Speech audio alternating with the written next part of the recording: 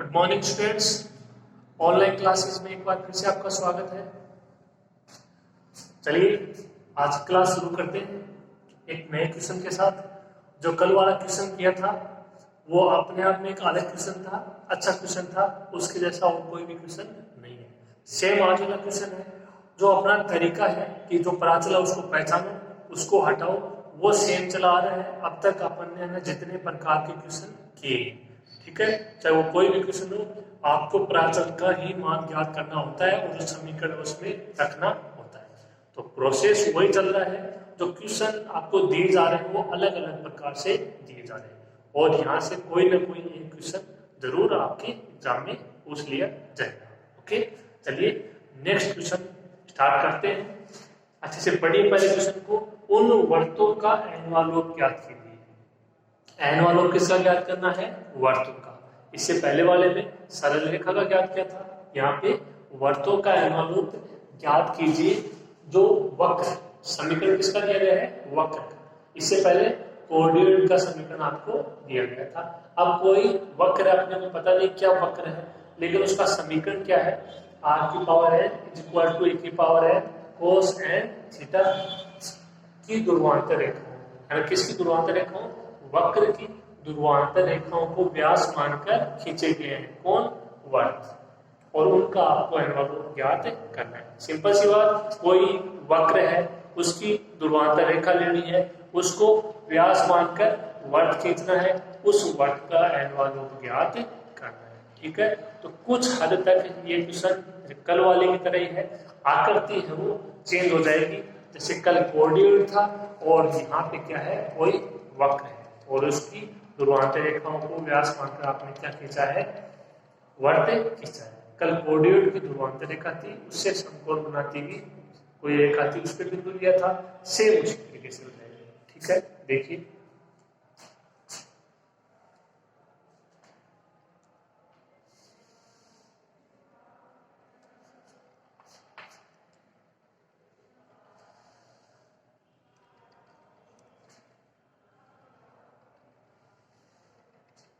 ये है कोई वक्र।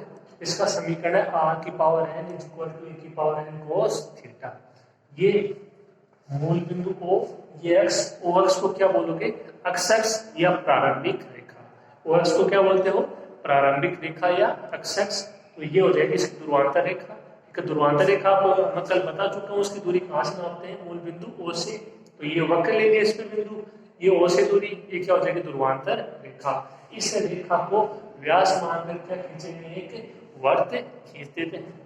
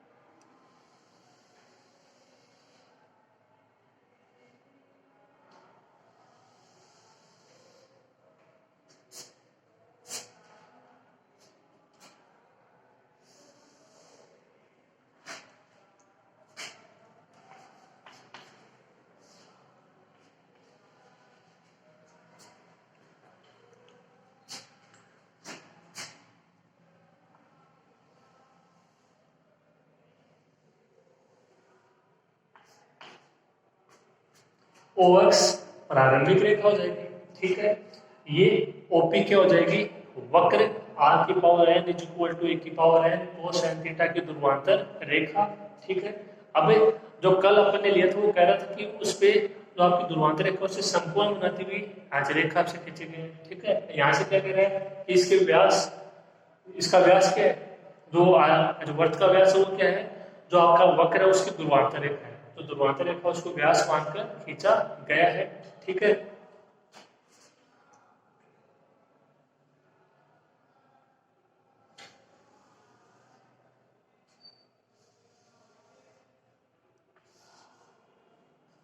बिंदु Q। Q क्या है? जो आपका वर्त है उस पर स्थित कोई अन्य बिंदु है, और ये देखिए ये ऊपर वाला भी अर्धवर्त, नीचे वाला भी अर्धवर्त, और आपने पढ़ा होगा अर्धवर्त पर बना प्रत्येक कोण समकोण होता है। क्या हो जाएगा 90 डिग्री। ठीक है, जो Q है उसके निर्देशांक R थीटा, और जो वक्र पर स्थित है, जो वर्त पे स्थित बिंदु है उसके निर्देशांक R1 थीटा। ठीक है, सेम लेते हैं कल वाले ताकि थोड़ी समझने में आसानी रहेगी। ठीक है, अब इसके निर्देशांक ये R1 थीटा 1, तो R1 क्या होगा, बिंदु P से O तक की दूरी, ये दूरी R1। जो थीटा 1 है वो क्या होगा, ध्रुवांतर रेखा OP का एक्स के साथ बनाया गया कोण, ये कोण थीटा 1। R क्या होगा, जो Q है उसकी O से दूरी R। थीटा क्या होगा, OQ का OX के साथ बनाया गया कोण, ये क्या हो जाएगा थीटा। ये पूरा थीटा है, ये थीटा 1 है, ये क्या हो जाएगा थीटा माइनस थीटा 1। ठीक है, तो ये डायग्राम है, ये आपका अगर अच्छे से बन जाता है तो इसकी कैलकुलेशन है वो आसान हो जाएगी, बिल्कुल कल वाले क्वेश्चन की तरह। ठीक है, तो ओवरस आपको प्रारंभिक रेखा, ये आपका वक्र हो गया कोई, ये इसकी ध्रुवांतर रेखा, इसको व्यास मानकर क्या खींच दिया वर्त, आप ठीक से बना लेना इसको थोड़ा। तो P है उसके निर्देशांक R1 थीटा 1, Q कोई अन्य बिंदु है वर्त पर, उसके निर्देशांक R थीटा। R को दर्शा दिया, R1 को दर्शा दिया, थीटा 1 को दर्शा दिया, थीटा को दर्शा दिया, ये पूरा थीटा है, ये थीटा 1 है, तो ये कितना बच जाएगा थीटा माइनस थीटा 1। ठीक है, इसमें अब कोई डाउट नहीं होना चाहिए। इसकी लैंग्वेज लिख देते हैं, देखिए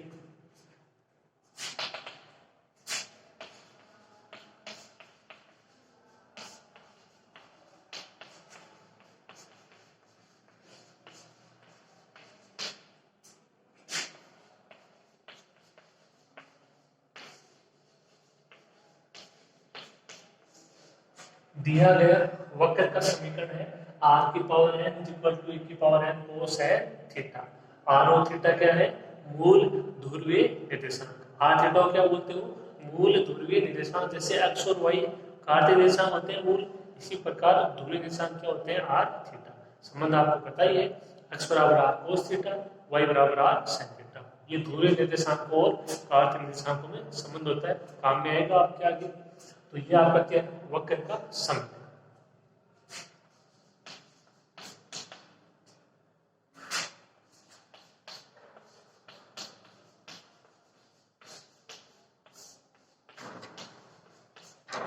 यहां OX क्या है, प्रारंभिक रेखा है,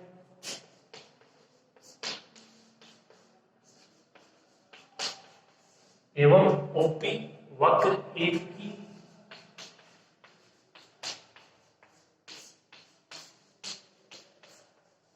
ध्रुवांतर रेखा है। OP क्या है, वक्र एक की ध्रुवांतर रेखा। तो यदि डायग्राम बन जाता है तो आप इसकी लैंग्वेज अपने हिसाब से कैसे भी लिख सकते हो, प्रत्येक चीज को बता सकते हो। OX क्या है, OP क्या है, OQ क्या है, R1 theta theta 1 theta minus theta 1, इन सब के बारे में आप अपने हिसाब से अच्छे से लिख सकते हो। ठीक है, लैंग्वेज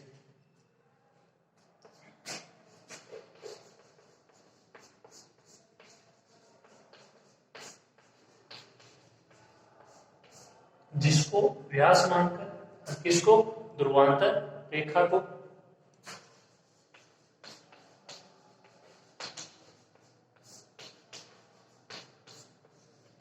जिसको व्यास मानकर वर्त खींचा गया है। अब बात करें OP की, तो बिंदु P के बारे में और बता देते हैं।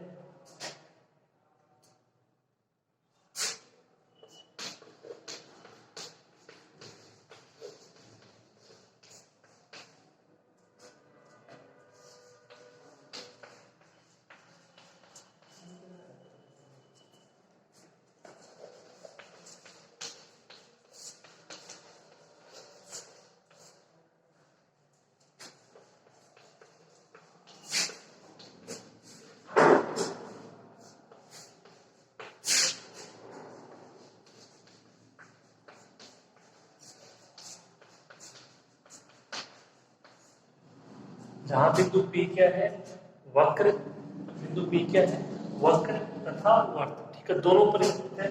वर्त पर स्थित कोई बिंदु है, बिंदु P क्या है, वक्र तथा वर्त पर स्थित कोई बिंदु है जिसके निर्देशांक क्या है,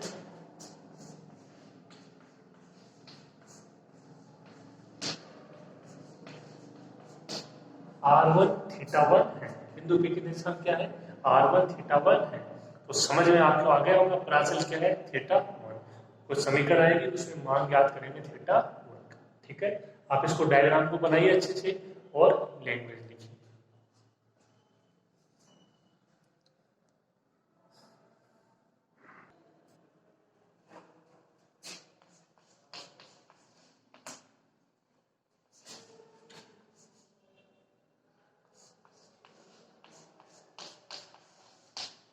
तो P के निर्देशांक है r1 θ1। तो r1 के बारे में बता दिया, OP है, और θ1 क्या है, कोण POX, या इसको आप ऐसे लिख सकते हो, कोण XOP, ठीक है, एक ही बात है। अब बात कर लेते हैं बिंदु Q की।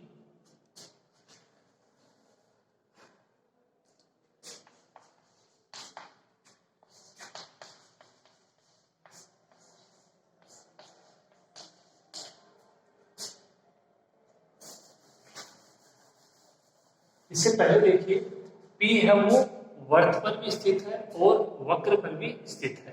तो इसका मतलब P जो वक्र पर स्थित है, इसका मतलब वो वक्र के समीकरण को संतुष्ट करेगा। तो देखिए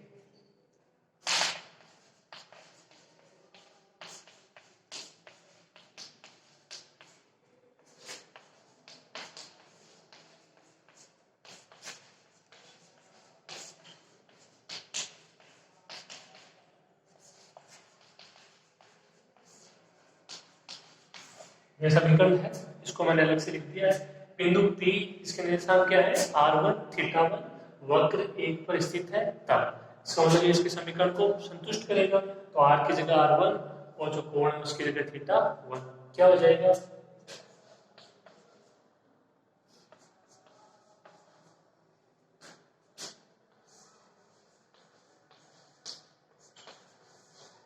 r1 की पावर है इक्वल टू 1 की पावर है कोसाइन θ1, r की जगह r1 और थीटा की जगह θ1, ठीक है। ये हो गया बिंदु P से। अब बात कर लेते हैं बिंदु Q की।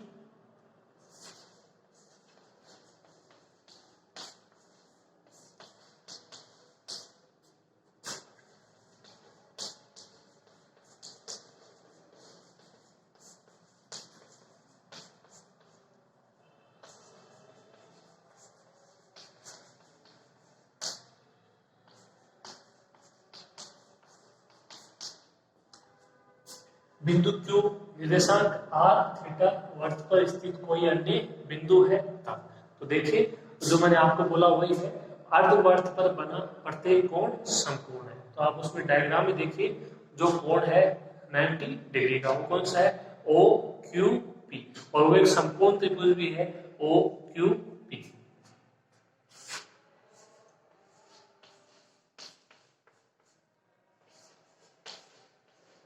जो कोण OQP है वो कितना है, 90 डिग्री, ठीक है।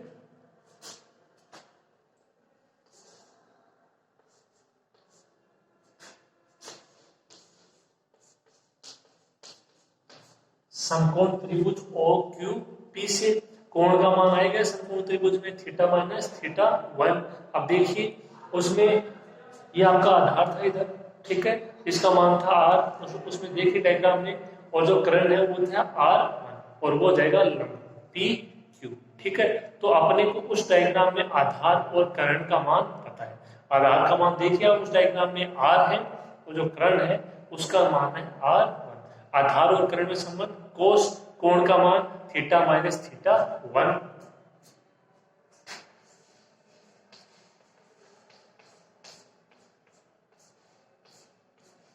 कोस कोण का मान थीटा माइनस θ1, इस समकोण त्रिभुज से आधार r हो जाएगा और कर्ण r1 हो जाएगा।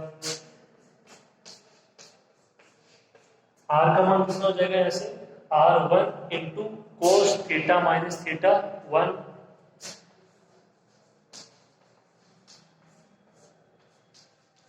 समीकरण 3। टी। ठीक है, इसमें R1 का मान अप्लाई करोगे समीकरण 2 से। समीकरण 2 में R1 का की पावर n का मान है, तो यहाँ से आप मान ज्ञात करोगे R1 का और वो रखोगे समीकरण 3 में। देखिए समीकरण 2 से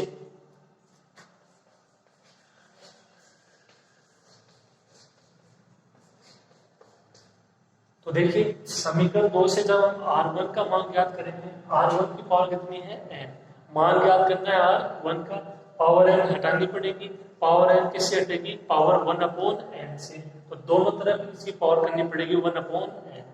ये पावर हट जाएगी, ये हट जाएगी और इसके पावर लग जाएगी 1/n। ठीक है, ये सिंपल सी चीज है, कर लोगे आप।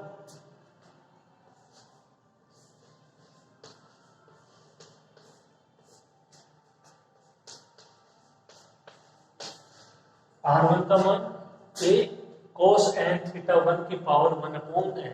ठीक है, इसकी पावर हट गई, इसकी हट गई, इसके पावर लग गई। ध्यान रखना cos n थीटा 1 इसके पूरी की पावर है 1/n। आप ऐसा मत कर देना cos n थीटा 1 है जो इसका कोण है, इसके पावर लगा दो 1/n ना। ये जो फलन है इसकी पावर है पूरी की। ठीक है, जो कोण है उसकी पावर नहीं है, इसके पूरे की पावर लगेगी 1/n। ये R1 का मान कहाँ रखेंगे, समीकरण 3 में लिखो।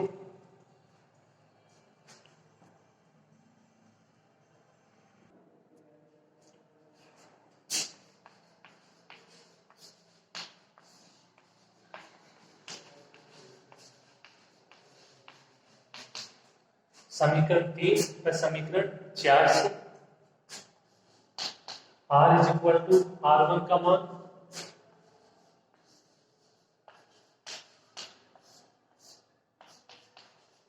R1 का मान a into cos n theta की होल पावर 1/n, साथ में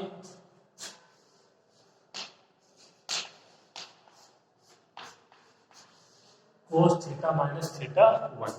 तो ये वो समीकरण आ गई है जहां पे प्राचल क्या है, थीटा 1 है, तो इसका थीटा 1 के सापेक्ष अवकलन करेंगे, मान ज्ञात करेंगे और वापस इसी समीकरण में थीटा 1 का मान अप्लाई कर देंगे। ठीक है,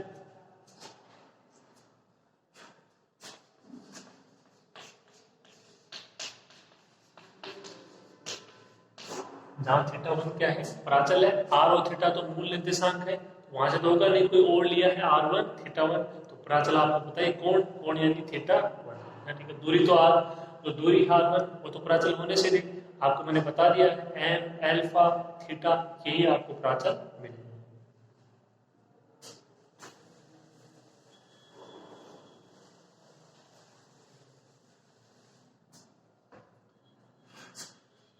अब देखो यहां से इसका ना थीटा 1 के सापेक्ष अवकलन करें, उससे पहले देखो अगर यहाँ पे आप करोगे तो इसमें थीटा 1 है, इसमें थीटा 1 है, तो अगर यहाँ से करोगे तो ठीक है, लेकिन इससे करोगे तो फर्स्ट इंटू सेकंड है।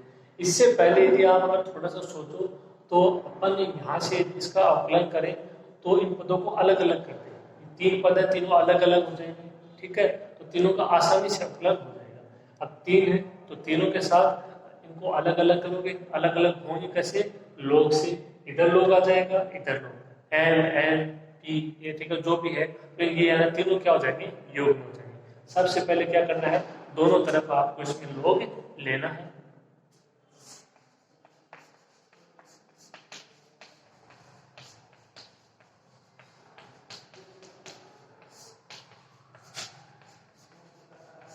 दोनों तरफ लघुगणक लेने पर r का क्या हो जाएगा, log r, a का log a cos n theta की power 1/n cos theta minus theta 1। अब इनमें फॉर्मूला अप्लाई कर सकते हो, एक ही मान लो, दूसरा ये, तीसरा ये, तीनों का योग।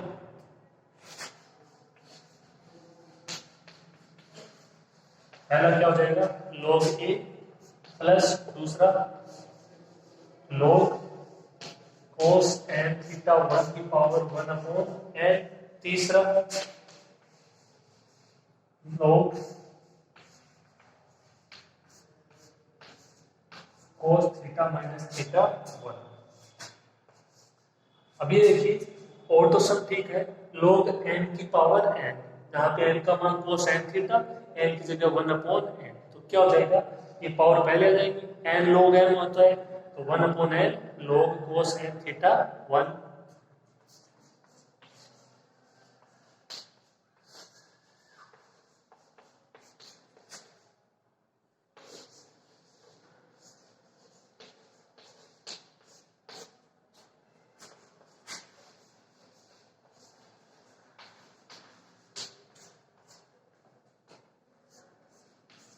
समीकरण 6।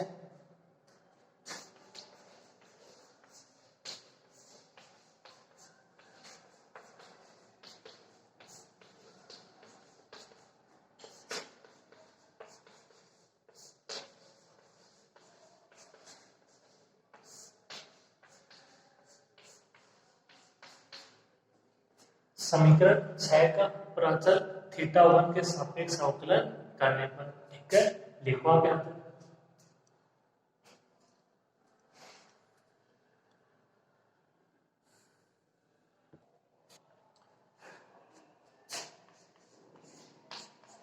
देखिए log r का वही, जब x और y करनी होगा तो r और थीटा का भी नहीं होगा, थीटा 1 के सापेक्ष 0, log a भी कांस्टेंट 0, ये 1/n है कांस्टेंट, इसमें थीटा 1 है, तो पहले तो log x के रूप में करोगे 1/x,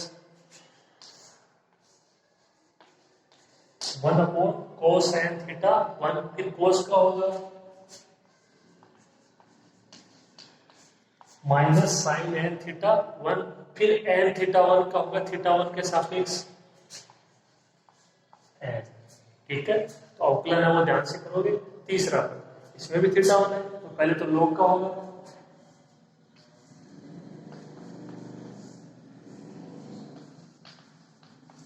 1/cos theta minus theta 1, फिर cos का होगा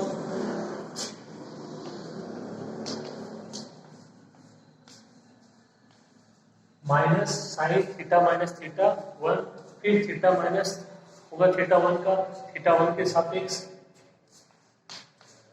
-1।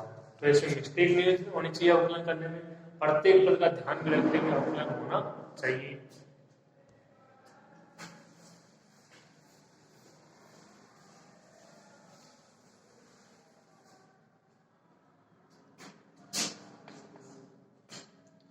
देखिए n से कैंसिल, ठीक है, ये हो जाएगा माइनस का साइन, ये कौन सेम है, sine upon cos tan n theta 1,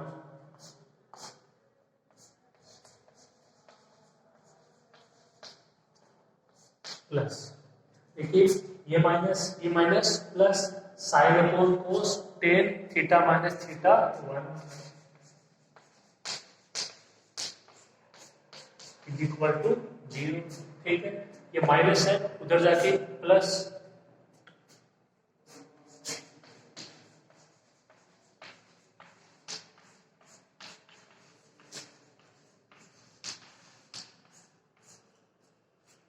तो देखो tan n theta 1 is equal to क्या आ गया, tan theta minus theta 1, plus minus यहाँ पे कुछ है नहीं, ठीक है, तो आप इसको क्या लिख सकते हो, n theta 1 is equal to theta minus theta 1, ठीक है, ये मानो प्लस में आ रहा है, कल माइनस में आ रहा था इसलिए उसको चेंज कर लिया।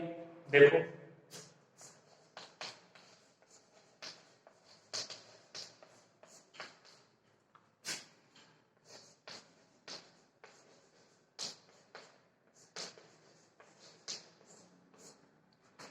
मान प्लस में है 180 प्लस 30 क्वाड्रेंट, इसको आप ऐसे लिखोगे तब भी ये सही है, इसको लिखोगे तब भी सही है, क्यों,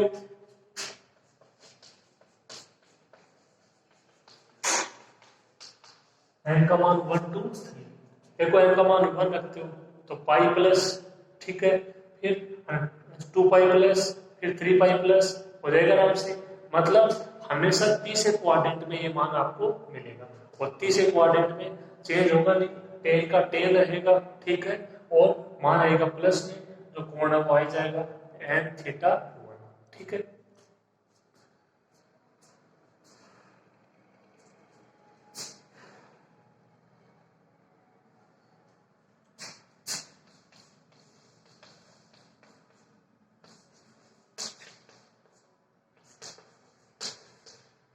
ये n pi plus n theta one लिखोगे तब भी सही है, एन थीटा वन लिख दोगे तब भी सही। ये मैंने इसलिए लिखा है क्योंकि जो पाई प्लस है, ठीक है, उस पे भी कोण है वो क्या आपका है, जो प्लस में है और टेन का टेन ही रहेगा, यही मान रहेगा, ठीक है भाई। आप इसको ऐसे लिख रहे हो, मानो tan pi plus n theta one, मान ये तो रहेगा टेन थीटा, बात अब वो एक ही है, चाहे आप इसको लिख दो चाहे आप इसको लिख दो।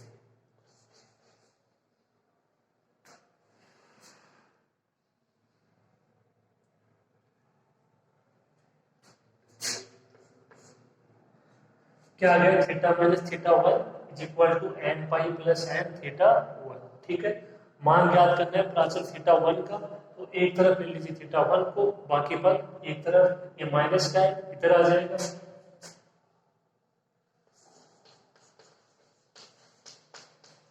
क्या बचेगा, theta one plus n theta one, ये प्लस का उधर चला जाएगा, थीटा माइनस एन पाई, यहां से थीटा वन कॉमन आ जाएगा, क्या बचेगा, वन प्लस एन, इधर मान क्या है, थीटा माइनस एन पाई, तो जो थीटा वन है उसका मान कितना आ जाएगा,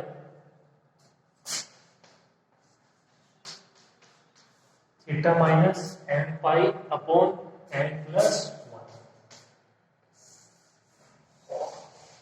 ये मान आ जाएगा किसका, थीटा वन का। इसको दिए गए समीकरण में अप्लाई कर लेते हैं, ठीक है।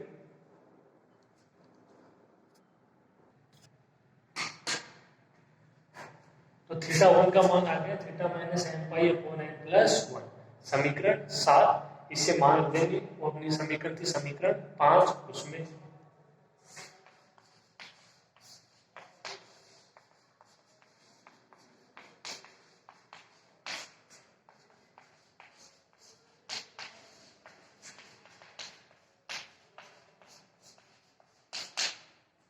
समीकरण 7 से थीटा वन का मान समीकरण 5 में रखने पर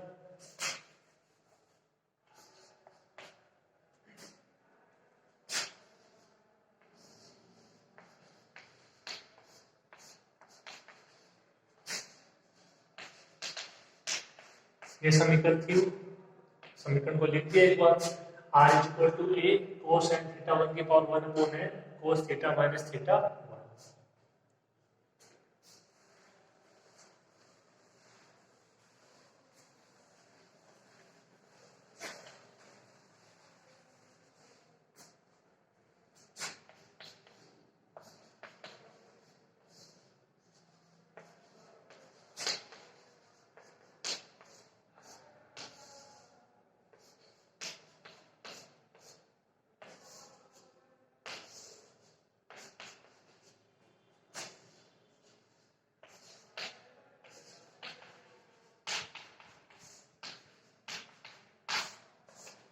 क्या आ जाएगा, r is equal to a cos n, जो थीटा वन है उसका मान theta minus n pi upon n plus one, और ये ध्यान से लिखना, ये पूरा कोण हो जाएगा n theta minus n pi upon n plus one, ये कोण जो कोस है उसके साथ कोण है, और पूरे की power one upon n cos theta minus theta one, जो थीटा वन उसका मान theta minus n pi upon n plus one. तो ये मान ध्यान से लिख देना, यहाँ तक आपको ये क्वेश्चन करना है। ये क्या हो जाएगा, वर्त का एनवलप का समीकरण।